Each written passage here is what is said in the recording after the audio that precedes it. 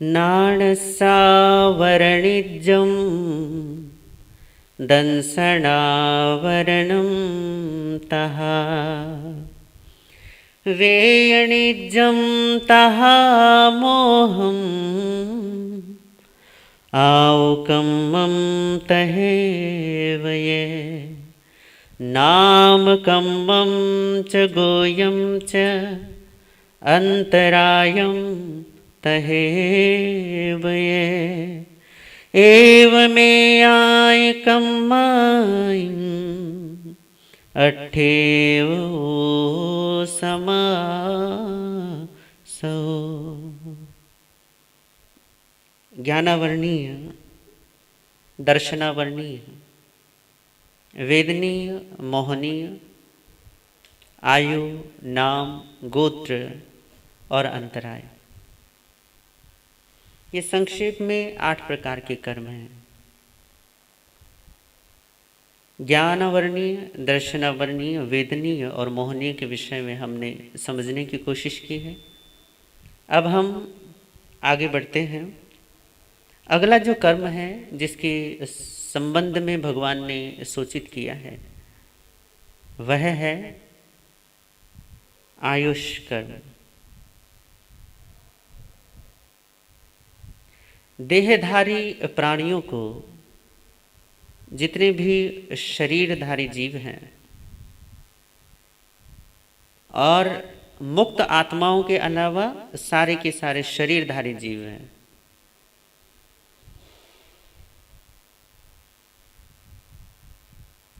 शरीरधारी जीवों को उनके शरीर में रहने की जितनी अवधि,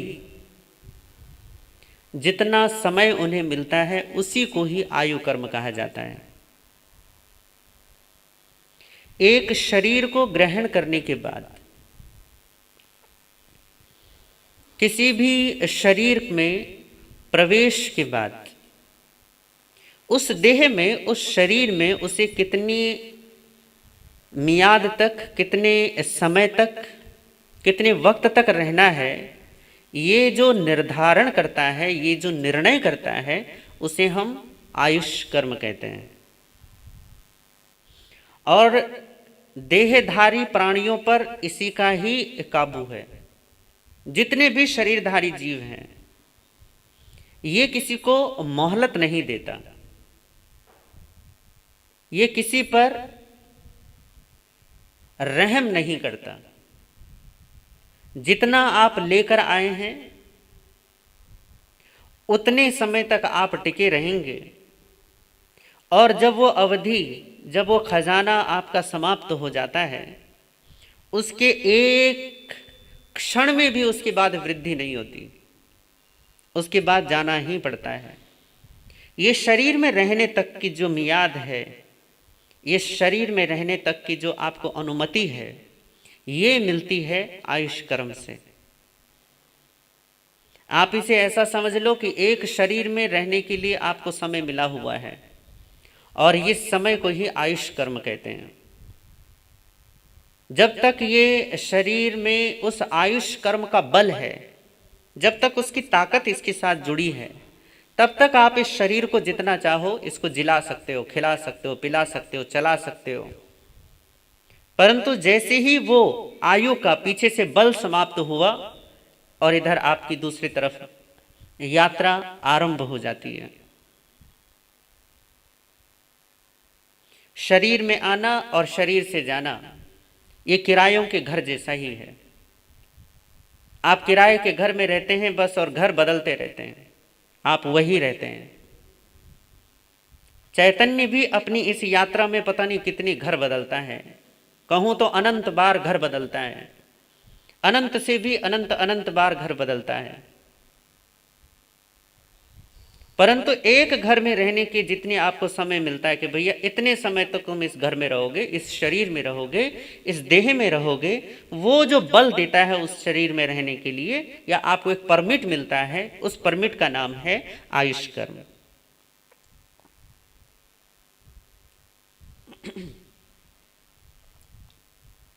जैसे कभी कभी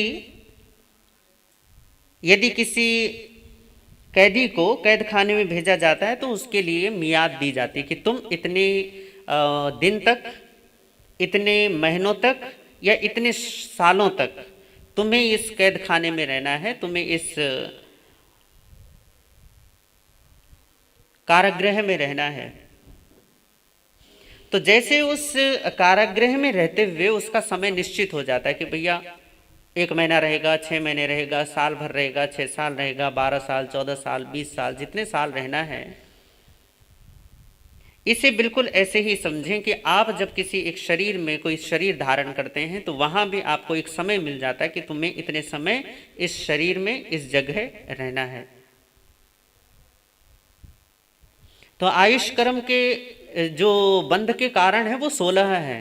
अब इन 16 पर विस्तार में यदि चर्चा करेंगे तो विषय बहुत ज़्यादा फैल जाएगा, बहुत ज़्यादा विस्तार में चला जाएगा। हम इसे बहुत ज़्यादा विस्तार में नहीं ले जाएंगे, केवल इसे ऐसा समझें कि 4 प्रकार की गतियां भगवान ने बताई और इसमें सारे के सारे संसार के जीव समाहित हो जाते हैं। सबसे पहले कहा मनुष्य गति। जितने भी मनुष्य हैं, चाहे वो कहीं भी रहते हों, वो सब इस मनुष्य गति में गिने जाएंगे। दूसरे हैं त्रियंच गति। जितने भी पशु पक्षी जीव जंतु हैं, यहाँ तक कि जलचर, थलचर, खेचर, उर्पुर, भुजपुर और फिर पृथ्वी, जल, अग्नि, वायु और वनस्पति में रहने वाले जितने भी जीव हैं, इन समस्त जीवों को त्रियंच गति में गिना जाता है। तो दूसरी ये त्रियंच गति।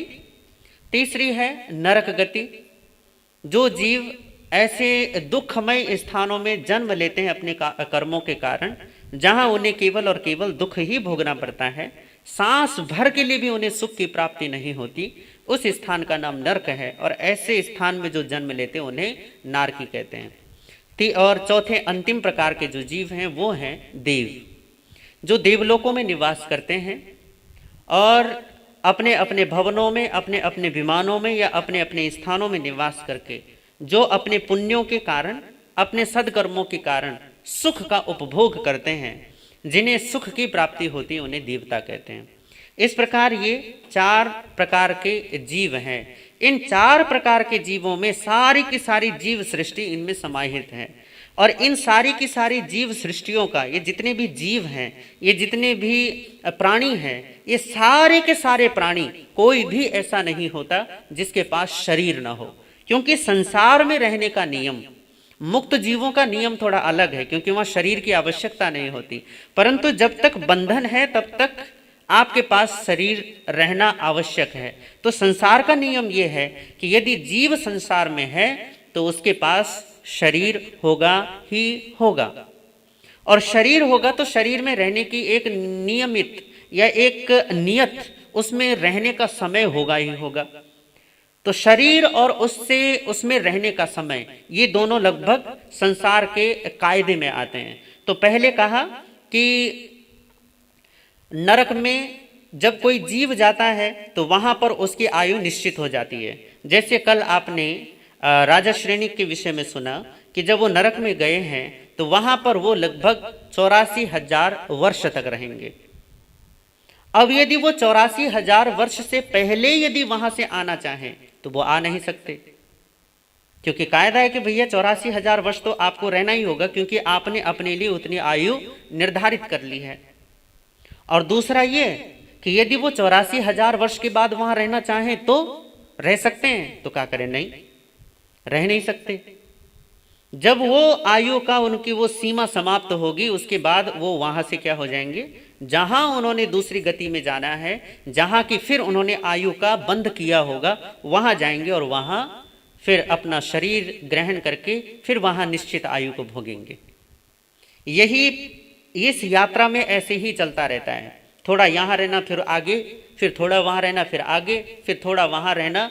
ये गतियों में एक गति से दूसरी में, दूसरी गति से तीसरी में, तीसरी से चौथी में, फिर चौथी से पहली में, पहली से दूसरी में, ये ऐसे ही एक चक्र में घूमता रहता है। शरीर बदलते रहते हैं, घर बदलते रहते हैं, वहाँ एक निश्चित समय तक प्रवेश करते हैं, निवास करते हैं, प्रवास करते हैं। और फिर जब वो प्रवास काल हमारा समाप्त होता है, जैसे यहाँ पर हम 5 महीने के लिए आए हैं, 5 महीने समाप्त होते ही निकल लो, ऐसे ही आप भी किसी एक निश्चित शरीर में एक समय तक आते हैं, फिर उसके बाद आप चले जाते हैं। तो पहला कारण या पहला जो आयु का प्रकार बताया है भगवान ने, वो कहा है कि नरक की आयु, नरक की आयु, कि कोई जीव नरक में क्यों जाता है, क्यों वहां उसे एक निश्चित समय तक रहना पड़ता है। तो इसको बिल्कुल संक्षेप में सुनिए, फिर उसके बाद कभी यदि मौका आएगा तो इस पर थोड़ा विस्तार से चर्चा करेंगे। अभी केवल इतना ही समझिए कि नरक में क्यों किसी को जाना पड़ता है। तो भगवान कहते हैं पहला कारण है महाआरंभ। महाआरंभ का मतलब है ऐसी बहुत अधिक हिंसा का कार्य कर देना जिसमें बहुत सारे जीवों का घात होता हो, जैसे जंगलों में आग लगा देना, या जंगलों की कटाई का ठेका लेना, या बहुत बड़े बड़े खदानों को खोदने का ठेका लेना, या लगातार जहां कसाई खाना जैसे खोल देना। ये सारे के सारे कारण जहां जीवों का अत्यधिक जहां हिंसा होती हो, ऐसे कर्म करने वाला जीव नरक में जाता है। वो फिर ऐसी आयु का बंध करता है कि फिर उसे ऐसी दुखद, ऐसे अंधकारपूर्ण स्थान में निवास करना पड़ेगा जहां वो अपने इन कर्मों के भोग को भोगेगा। क्यों?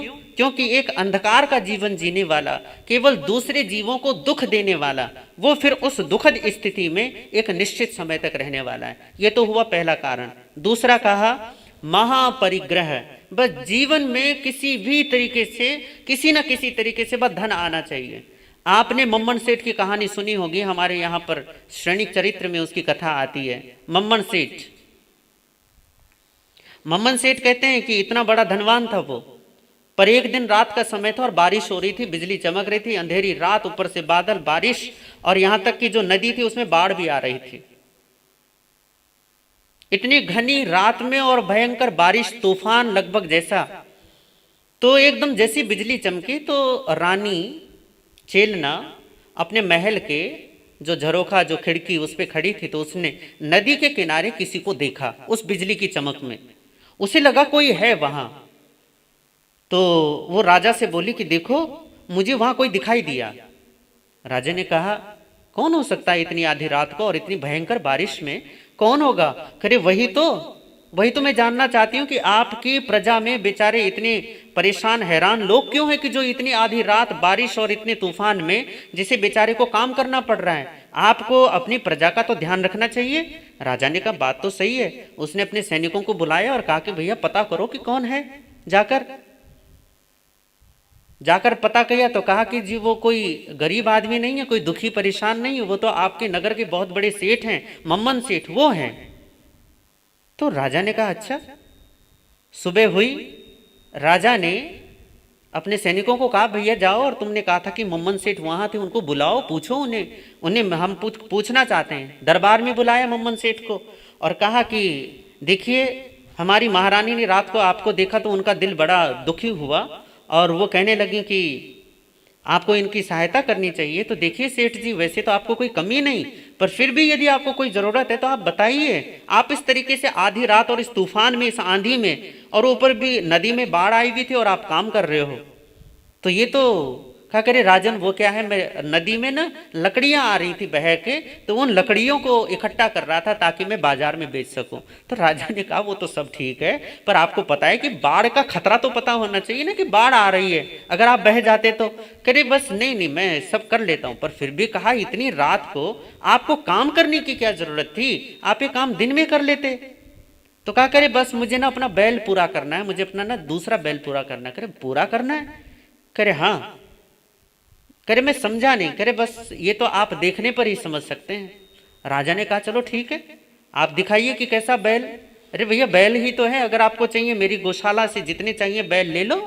वो क्या करे नहीं, आपके पास वैसा एक भी बैल नहीं है जैसे मेरे पास है। तो राजा ने कहा चलो ठीक है, दिखाओ आपके पास कैसे बैल है। वो ले गया अपने घर और अपना गर्भगृह जो नीचे बेसमेंट होता है वहां ले गया, और राजा वहां बिल्कुल अंधेरा, उसने किसी चीज से एकदम से कपड़ा हटाया तो एकदम पूरा का कमरा एकदम वहां चमाचम होने लगी। राजा ने देखा तो राजा की आंखें तो देखती फटी की फटी। राजा आश्चर्यचकित कि ये क्या, एक बहुत बड़ा बैल उसने बना रखा और उस पे केवल हीरे ही हीरे जड़े हुए थे। फिर उसने दूसरे बैल से कपड़ा हटाया तो दूसरे बैल में भी हीरे ही हीरे जड़े हुए, बस उसका चेहरा थोड़ा सा बचा हुआ था जिसपे उसे हीरे लगाने थे। राजा कहने लगा इतना इतना धन आपके पास, इतनी संपत्ति है आपके पास और आप रात को लकड़ी उठाने के लिए जा रहे हो। तो क्या करें, हाँ राजन, कारण है, क्योंकि मुझे अपना दूसरा बैल पूरा करना है, किसी भी हालात में पूरा करना है, तो मुझे जो उपाय दिखाई देता है बस मुझे करना है। तो कह भैया ये धन को भोगोगे कब, कब इसका भोग करोगे, कब इसका सुख लोगे? आप अपना घर देखो, अपने कपड़े देखो, अपने हालात देखो, रहते हो गरीबों की तरह, निर्धनों की तरह, और आप इतने धनवान कि मेरा खजाना भी पानी भरे। तो क्या करें, बस मुझे तो अपना बैल पूरा करने से मतलब है, करो, और कोई मतलब नहीं है। राजा ने अपना माथा पीटा, राजा लौटकर आया। पर इतिहासकार कहते हैं, लिखने वाला जिसने भी लिखा है वो कहते हैं कि जब मम्मन सेठ मरा तो मरकर सीधे नरक में गया। कारण क्या था? कारण था पुद्गल के प्रति गहन आसक्ति।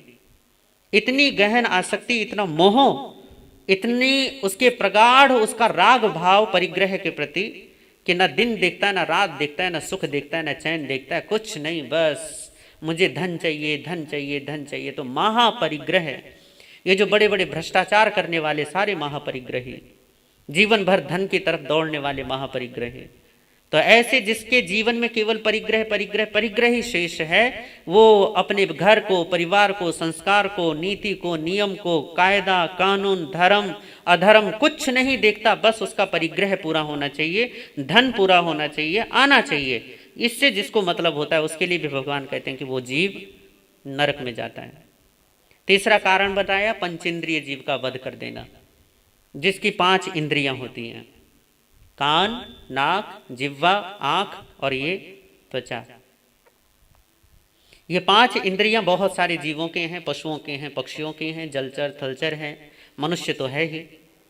जिन जीवों की ये 5 इंद्रियां होती हैं, उन 5 इंद्रियों में से, 5 इंद्रिय वाले जीव में से किसी का यदि घात कर दिया जाए, किसी को मार दिया जाए, तो उसको मारने वाला जीव भी नरक में जाता है। ये तीसरा कारण। चौथा कारण कहा मांसाहार, मांसाहार करने वाला जीव भी नरक में जाता है।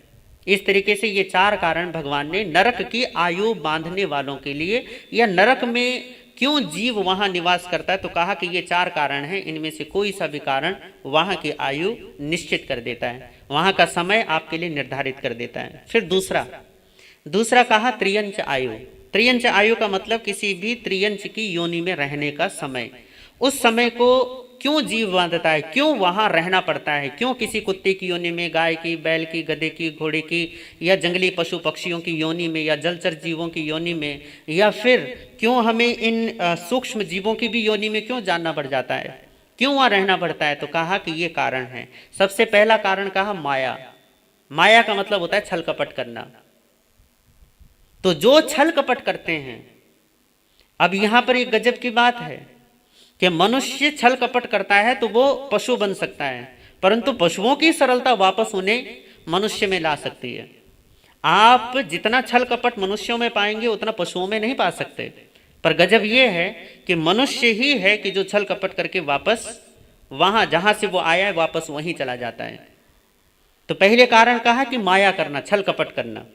दूसरा कहा गूढ़ माया करना। गूढ़ माया का मतलब है कि कपट पर कपट करना। एक तो आपने कपट किया, फिर कपट को छिपाने के लिए या कपट को दबाने के लिए ऊपर से एक और कपट किया। तीसरा कहा असत्य भाषण करना, झूठ बोलना। तो जो झूठ बोलते हैं वो भी पशु योनि की वहां पर अपनी गति का, अपनी आयु का निर्णय करते हैं। फिर उसके बाद झूठा नाप तोल करना, जो दुकानदारी में, व्यापार में थोड़ा बहुत ऊपर नीचे कर लेते हैं, थोड़ा बहुत ही नहीं, किसी भी प्रकार से खोटा नाप तोल करेंगे। तो ऐसे जो अपने काम धंधे में, अपने व्यापार में झूठ का आश्रय लेते हैं, थोड़ी बेईमानी करते हैं, तो बेईमानी करने वाले भी पशु बनते हैं। तो ये 4 कारण है कि जो पशु गति में जाने के, ये 4 कारण, वहां निर्धारित आयु का भोग करना पड़ेगा। उसके बाद कहा मनुष्य, कि मनुष्य आयु के, कि हम मनुष्य गति में क्यों है, तो कहा कि उसके भी 4 कारण हैं। तो पहले कहा सरलता, कि जीव सरल होता है तब वो मनुष्य बनता है, कोई छल कपट नहीं होता, कोई मायाचार नहीं होता, तो उसकी वजह से वो मनुष्य बनेगा। फिर दूसरा विनम्रता, विनम्र होता है, अहंकारी नहीं होता। ऐसा नहीं कि ईगोलेस हो जाए, ईगोलेस तो भगवान की अवस्था है, अहंकार शून्यता तो केवल परमात्मा ही है। पर यहाँ पर विनम्र होने का मतलब है कि अहंकार की बहुत अधिक पकड़ नहीं होती, बहुत ज्यादा अपनी नाक ऊंची नहीं रखता। तीसरा कहा दयालुता, प्राणियों पर दया रखने वाला। और चौथा कारण कहा ईर्ष्या रहितता, जिसे अमत्सर भाव कहते हैं, कि जो जीव दूसरों से जेलस नहीं रखते, दूसरों से ईर्ष्या नहीं रखते, जलते नहीं है दूसरों की प्रसिद्धि देखकर, दूसरों का अच्छा देखकर, दूसरों का बढ़िया देखकर। तो ये चार कारण मनुष्य बनने के हैं, मनुष्य आयु में रहने के हैं। उसके बाद कहा आखिरी देव आयु को जीने के, देवता बनने के, उस देवता के शरीर में रहने के ये चार कारण है। पहला कारण कहा सराग संयम। इसके दो अर्थ हैं, एक तो ये कि प्रेम पूर्वक संयम का पालन करना, दूसरा है कि संयम का पालन तो कर रहा परंतु अभी राग तो है साथ में। अब जैसे मैं हूं तो साधु, परंतु अभी राग सहित हूं, अभी मेरा राग मिटा नहीं है, तो ये सराग संयम कहलाएगा। तो सराग संयमी भी कहा जाता है कि देवलोक में जाता है। वीतराग संयमी जो होगा वो मुक्त हो जाता है, परंतु सराग संयमी कहाँ जाएगा, तो कहा देवता बनेगा। दूसरा कहा कि श्रावकों के व्रत का पालन करने वाला, जो जीवन में त्याग प्रत्याख्यान करके चलते हैं, अपनी इच्छाओं का परिमाण करके चलते हैं, उनके लिए भी कहा कि वो देवलोक की प्राप्ति करते हैं। और तीसरा बाल तप करने वाला। बाल तप का मतलब है कि उसके जीवन में सम्यक तो नहीं है परंतु तपस्या है, आत्मा का लक्ष्य नहीं है परंतु तप बहुत कठोर है, जीवन में मुक्ति का, परमात्मा का, सत्य का कोई ध्येय नहीं है, बस अंधा बनकर तप कर रहा है, शरीर को सता रहा है। तो बहुत सारे हैं ऐसे, आपने दुनिया में बहुत सारे तपस्वी ऐसे देखे होंगे कि मोक्ष का कोई लक्ष्य नहीं होता। हाँ, लंबी लंबी तपस्या करेंगे पर फिर सम्मान की कामना करते हैं, क्रोध नहीं छूटता, मान नहीं छूटता, माया नहीं छूटती, पर फिर भी तपस्या करते हैं। तो जीवन में कर्म निर्जरा लक्ष्य नहीं है, उनके जीवन में लक्ष्य कुछ और आ जाता है कि तपस्या करेंगे तो लोग सम्मान करेंगे, लोगों में बड़प्पन मिलेगा, या फिर तपस्या करते हैं परंतु मुक्ति का लक्ष्य नहीं, निर्जरा का लक्ष्य नहीं, परमात्मा उनके लक्ष्य में नहीं, तो कहा वो बाल तपस्वी हैं। बाल का मतलब होता है अज्ञानी, तो अज्ञान तप करने वाला वो भी देवलोक में जाता है। और फिर चौथा कारण आखिरी बताया अकाम निर्जरा। अकाम निर्जरा का मतलब है ये और स्थिति और वो हो गई, नीचे हो गई। जैसे बहुत सारे पशु देखे होंगे आपने, बहुत दुख झेलते हैं, बहुत पीड़ा सहन करते हैं। आपने बहुत सारे जीव देखे होंगे जो रोगी हो जाते हैं, बहुत सारे लोग हैं, मनुष्य ही हैं, रोगी हो जाते हैं, हॉस्पिटल में चले जाते हैं, वहाँ दुख भोगते भोगते मर जाएंगे, परंतु वहां उनका लक्ष्य धर्म नहीं होता, अध्यात्म नहीं होता। तो वहां क्या है, इसको कहते हैं अकाम निर्जरा। दुख भोगने की वजह से उनके कर्मों की थोड़ी निर्जरा होती है, कर्मों में हल्कापन आता है, उसकी वजह से वो देवता बन जाते हैं। तो ये चार कारण देवता बनने के हैं। पहला कारण सराग संयम, दूसरा कारण श्रावक बनना, सम्यक्ति होना, तीसरा कारण बाल तप जो अज्ञान के साथ तपस्या करता है, और चौथा कारण अकाम निर्जरा। एक जो अज्ञान तप कर रहा है उसका तो कुछ ना कुछ ध्येय होता है कष्ट को सहन करने का, परंतु यहाँ जो अकाम निर्जरा वाला जीव है उसका तो कोई ध्येय ही नहीं होता, बस कष्ट सहन कर रहा है मजबूरी में, किसी रोग की वजह से ठीक नहीं हो रहा है तो बस सहन कर रहा है।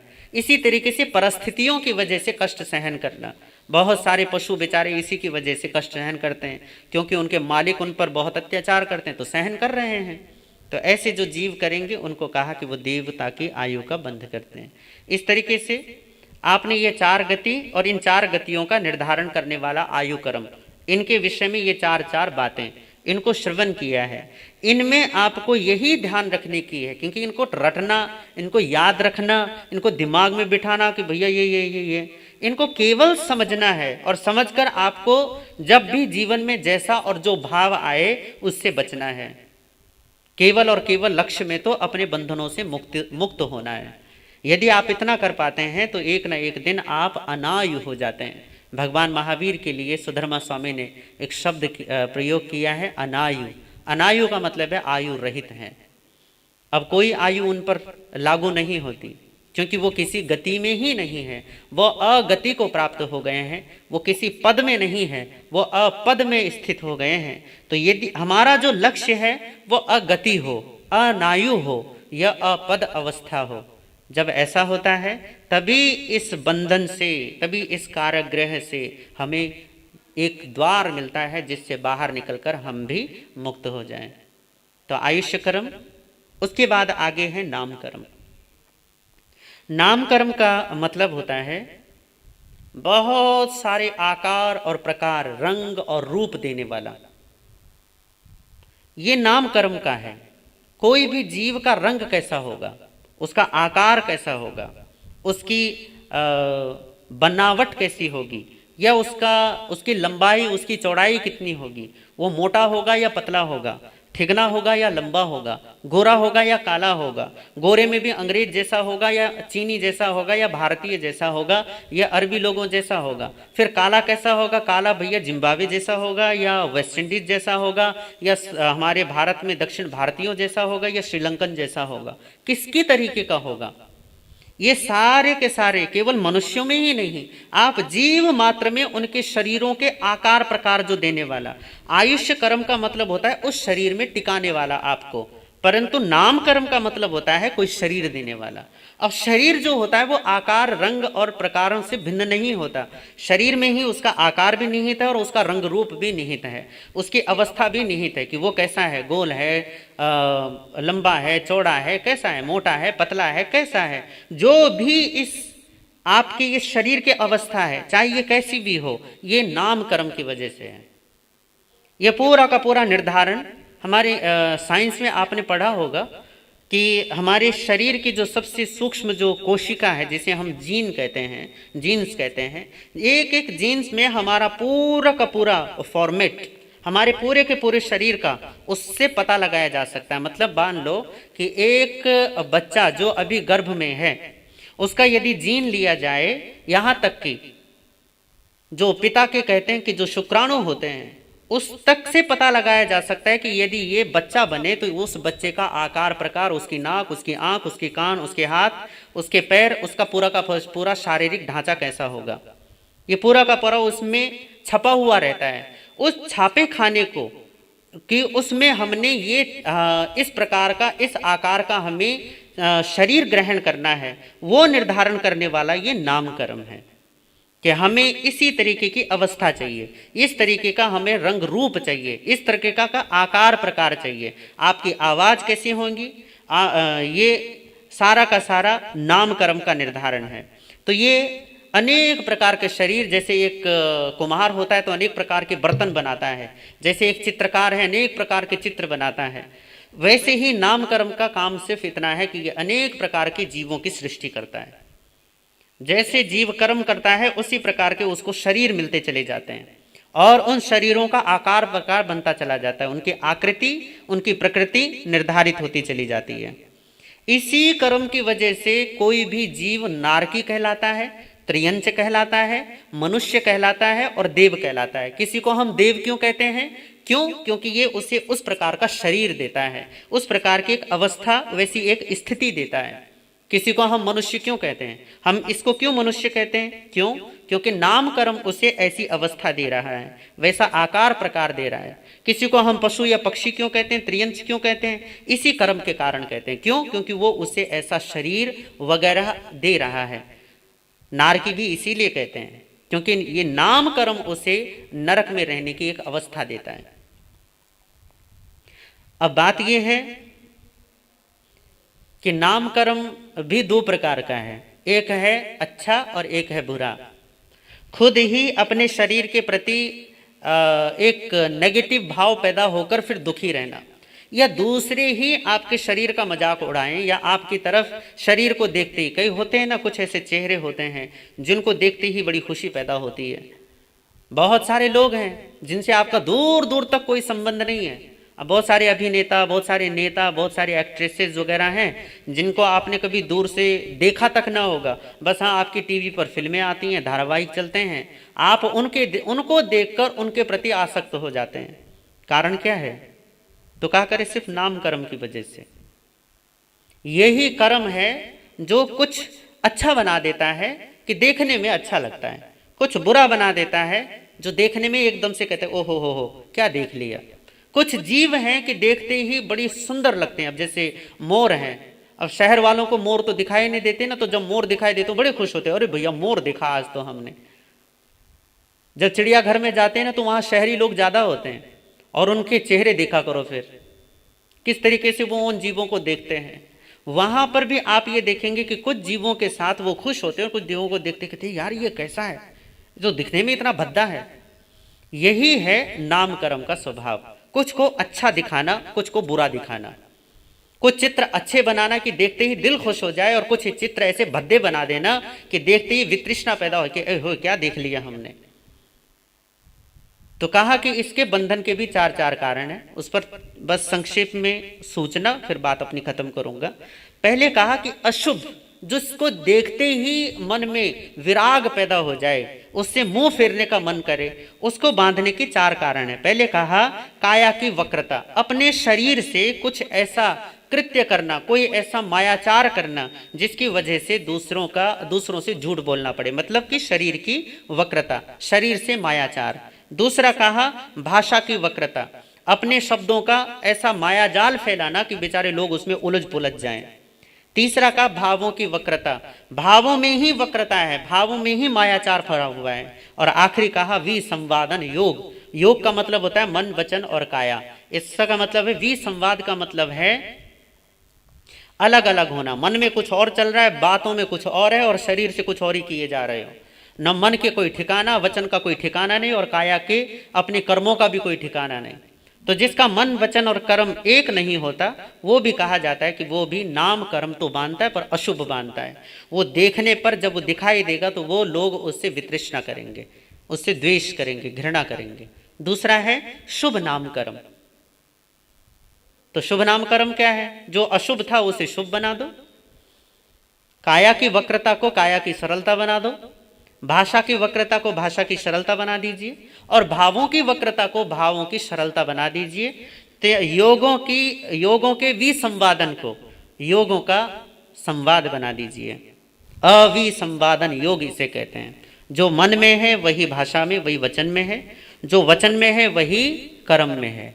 जब जीव की ऐसी स्थिति होती है तब वो शुभ नाम कर्म का उपार्जन करता है। और जब जिसका ऐसा शुभ नाम कर्म होगा वो शोभनीय होगा, वो दर्शनीय होगा, रमणीय होगा, लोगों को प्रसन्नता और आनंद देने वाला होगा। वहीं जिसके अशुभ नाम कर्म का उदय होगा वो अशोभनीय, अदर्शनीय, लोगों को मन में एकदम से द्वेष और घृणा पैदा करने वाला, जुगुप्सा का भाव पैदा करने वाला होगा। तो चाहे किसी भी प्रकार की जीवन में स्थिति हो, किसी भी प्रकार की, कई बार बहुत सारे जीव, बहुत सारे लोग बहुत अच्छा, बहुत सुंदर शरीर लेकर पैदा होते हैं, परंतु बाद में किसी कारण कोई एक्सीडेंट हो जाए या चेचक जैसा कोई खतरनाक रोग हो जाए तो बिल्कुल चेहरा मोहरा सब कुछ बिगड़ जाता है। कारण क्या है? तो का नाम कर्म है। जब तक वो सही है तब तक सब कुछ, शरीर, सौष्ठव, सुंदरता सब बरकरार है। जिस दिन ये बिगड़ गया सब कुछ बिगड़ जाएगा, धरा का धरा रह जाएगा। तो नाम कर्म अर्थात आपको आकार प्रकार शरीर देना, इस शरीर का रंग रूप आकार प्रकार कैसा होगा वो निर्धारित करना, ये नाम कर्म का काम है। तो ये दो कर्मों के विषय में आज आपने श्रवण किया, आयुष्य कर्म और नाम कर्म। आगे दो कर्म और शेष हैं, उन पर भी हम चर्चा करेंगे, परंतु इन कर्मों की चर्चा का सार रूप केवल इतना ही है कि इनको समझकर अशुभ को छोड़ें, शुभ की तरफ आएं, और एक दिन शुभ से भी मुक्त होकर शुद्ध में आ जाएं। यही हमारे जीवन का लक्ष्य होना चाहिए। इन्हीं भावनाओं के साथ ओम शांति, ओम शांति।